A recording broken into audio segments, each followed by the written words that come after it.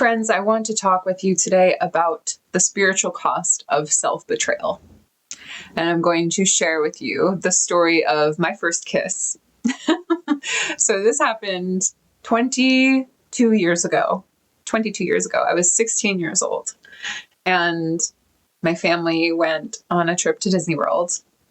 And at that point, I had witnessed so many of my friends have their first kiss, their first boyfriends, even have sex for the first time. And I had told myself when I was 11 years old that I was going to wait until marriage to have sex. No one put that on me. No one said that that was what I was supposed to do. There was something in me that just felt that that was the right thing. So I felt this deep desire to be liked, to be desired, right? To be wanted by a boy. Like, I think it's natural. It is so natural. It's so biological for all people. Like, we are literally we are wired to bond through sex. So it is so natural for a young woman to feel that way. And I now have so much compassion for my younger self, right?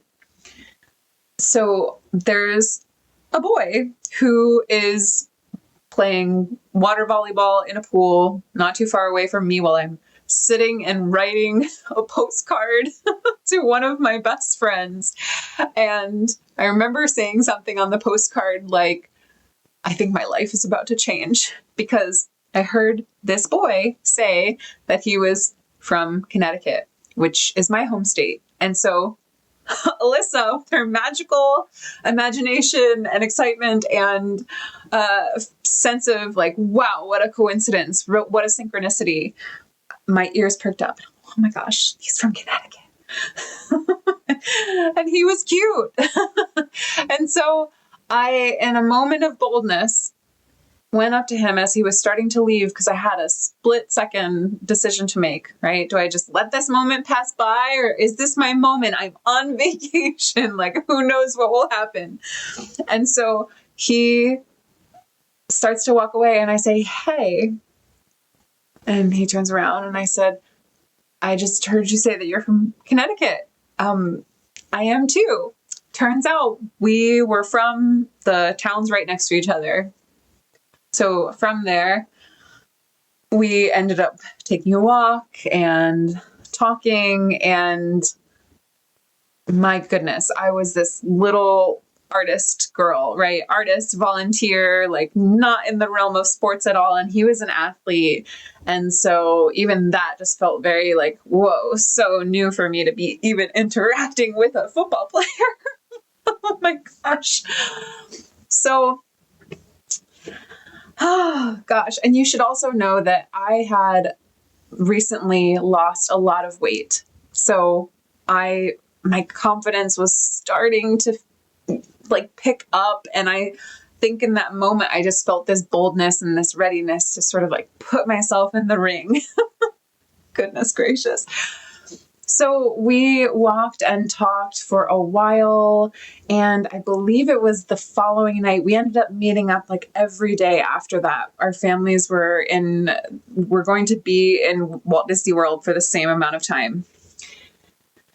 And at some point I had my first kiss with this boy. It was on a bridge. It was under the stars. It was so romantic and scary, but also, wow, this is my moment. Oh my goodness. And it felt good. It felt really good. So the moment of self-betrayal came the third day we spent time together. And I somehow convinced my family to have him join us to go to one of the parks. And I think that some of them were just excited to see me, so excited and happy, and they knew that this meant something to me. So we are almost to the entryway of the park. And this young man, says to me, hey, you should tell your family that you feel sick and that I'll take you back to the hotel room. Can you guess where the moment of self-betrayal came? What happened in that moment was I felt this like inner doom come over me, this sinking sensation that did not feel good when I knew that what I actually wanted and what I actually felt excited about was going into the park with my family and this new guy that I just met and having a really fun day together. But he wanted us to go back to the hotel room. And so in that moment, instead of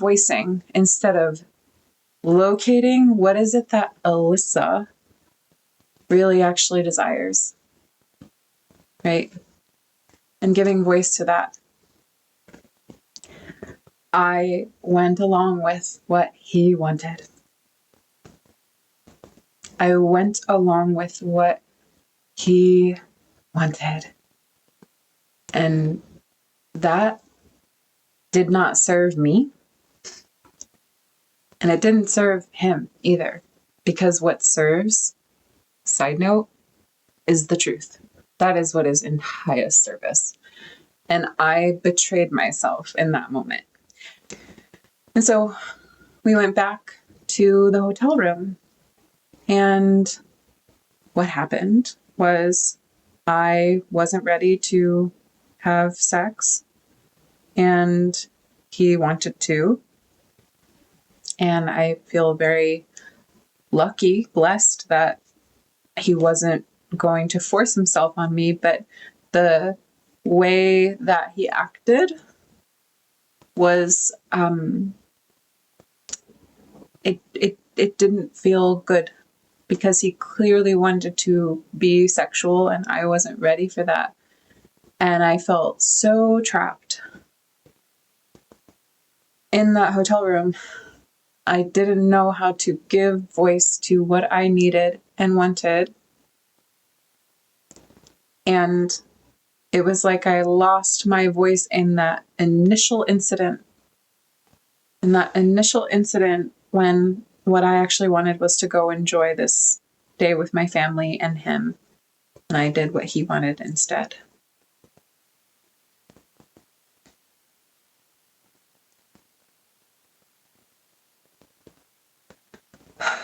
So the spiritual cost. The spiritual cost is that set me up for the next several decades of my life. Normalizing self-betrayal. Normalizing hearing that inner voice and that inner impulse and that inner instinct saying no and overriding it because a man wanted something from me.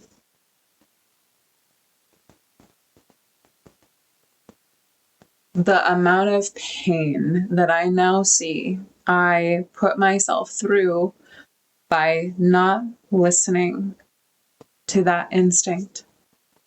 And here's the thing, because you will hear me talk about respecting men. It is foundationally important to me. Respecting men doesn't mean giving them what they want. In fact, a healthy man would not in any way expect that a healthy woman, would give him everything and anything he wants at any time.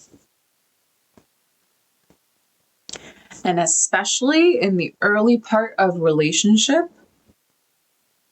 there is no agreement We have just met. We are just getting to know each other. And this is why, and you'll hear me talk about this, we need to reinstall. My invitation is that we reinstall a proper pathway to marriage through courtship, through vetting, because so many people get lost in the muck and the mire of we meet and there's chemistry and we really, my invitation is to take responsibility for that. We are physical beings, physiological beings who have these responses, these sexual impulses and responses, and that is beautiful and it's rightful. And to create a culture where we have a properly paced pathway into relationship, into marriage, like will only serve. Think about this. People who have a business, what do they have? So often, more often than not, a business plan, right? There's a pathway to getting there. People who have a fitness goal in mind, what do they have? They have a workout plan. There's a pathway to getting there. People who have marriage in mind, what do they have? Dating, just kind of seeing if it works out, right? Like having a pathway to getting there. So this became more than self-betrayal, but it's I'm sharing it because I just see the cost of that one moment, and I came back to that moment for years and years and years afterward. It became such a defining moment in my trajectory as a woman, as a young woman, as a woman who partners with men. And I wasn't taught.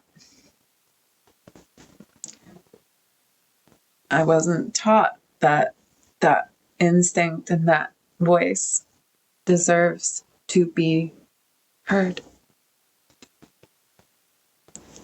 I wasn't taught that that instinct and voice, when it is heard, will shift the course of everything.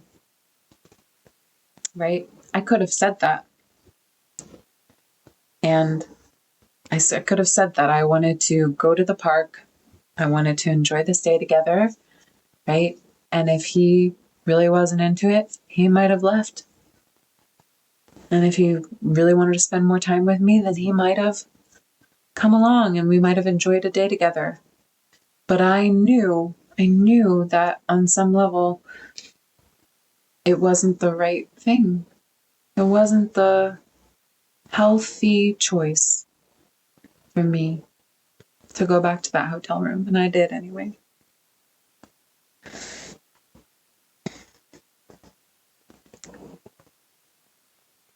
I don't think that we need to be hard on ourselves for such moments. I have spent enough time being hard on myself for such moments. And since really sitting with what grace is, it's helped tremendously. But what we can do, what I offer, is to bring a greater sense of attunement to those moments where some kind of alarm goes off or some kind of instinctual impulse is felt, something, and to just be willing, first of all, to notice and acknowledge it. To not let that moment run by, to notice and acknowledge it, and then to be able to say, can we pause for a moment? Can Can we pause for a moment? 6 words. Can we pause for a moment? What does that do? It creates space for that impulse, whatever that impulse is, to just notice it, right? It creates space for, before you even try to make sense of the thing, before you try to put it into words, especially for the sensitive women, especially for the deeply feeling feminine women out there, sometimes we just need a moment to feel whatever it is, to let it arise, to come back into our body. If I notice that I'm getting overly oriented out here, what somebody else wants or needs, what a man wants or needs, or the heat of the moment, or I'm so excited and this is so beautiful and romantic, right? To be able to pause, to ask, may we pause for a moment, just to give a little bit of space, and then locate whatever it is. I feel uncomfortable. I feel weird. I feel scared.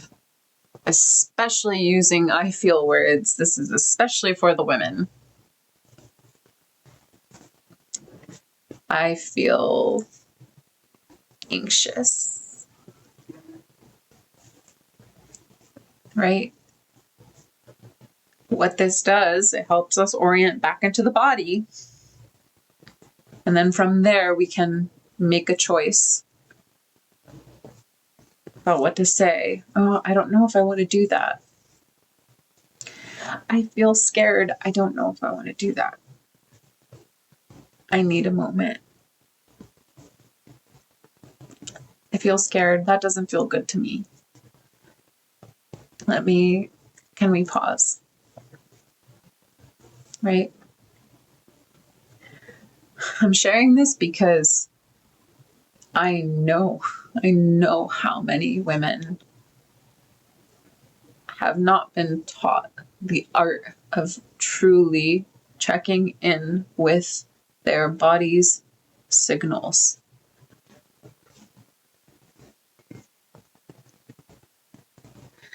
And especially in a culture where we're very in the mental gates and the mental space and engaging with media and social media and talking all the time, invitation to really drop into that inner terrain.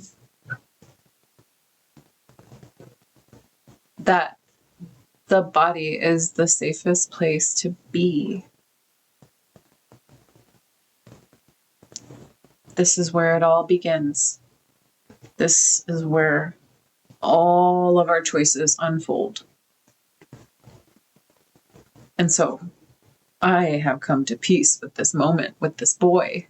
It took me a long time. Talk about spiritual cost. I toiled over that for years of my life. I had this beautiful opportunity for this to be the romantic experience with a boy, and then not to mention after this experience with him in the hotel room and him getting up and leaving at some point without saying anything to me. And I collapsed in tears on the floor. Collapsed in tears. Like I ruined something, or like, why did I felt horrible. Horrible.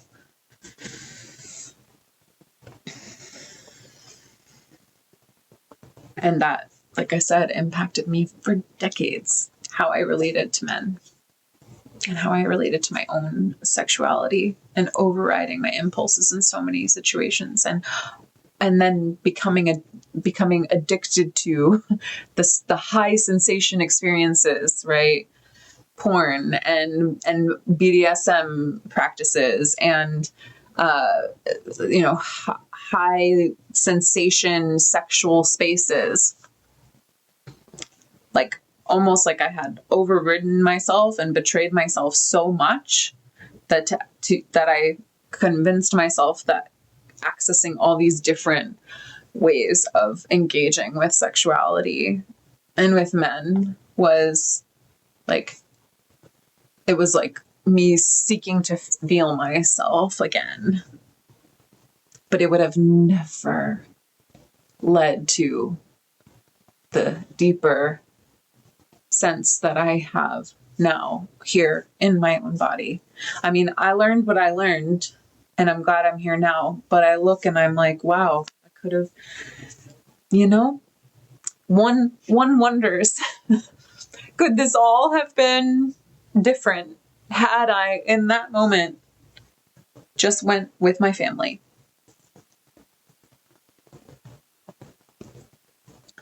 Instead of giving into the thing that he wanted and letting my insecurity run the show and then betraying myself. Friends, our choices have consequences. And they do. And that can feel so harsh, but it's actually beautiful. Because as I've realized that throughout my life, as I realized that my choices have consequences, and therefore let me make the choice that is actually most deeply aligned and healthy for me. Let me locate what that is. And I could look back and actually see that's what I've been doing this whole time, right? These last few decades. So figuring out, locating what are the healthiest choices for me. And I think that so many of us have to do that to some degree, because if it wasn't modeled to us, we learn by going out and seeking for people who are doing it well, who are successful, who are healthy, who are embodied, who are living aligned lives, So, grace, and thank you for listening to my story.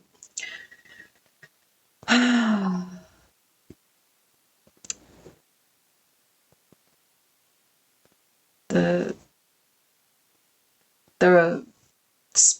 spiritual cost of self-betrayal is huge. The spiritual reward of self-trust is equally huge.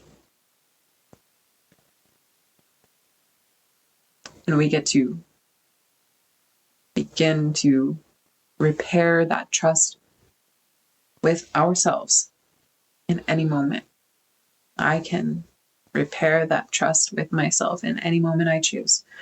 It begins with checking in fully here and giving voice to what is true. So, blessings. And let me know if you have any questions or comments on this. Thanks.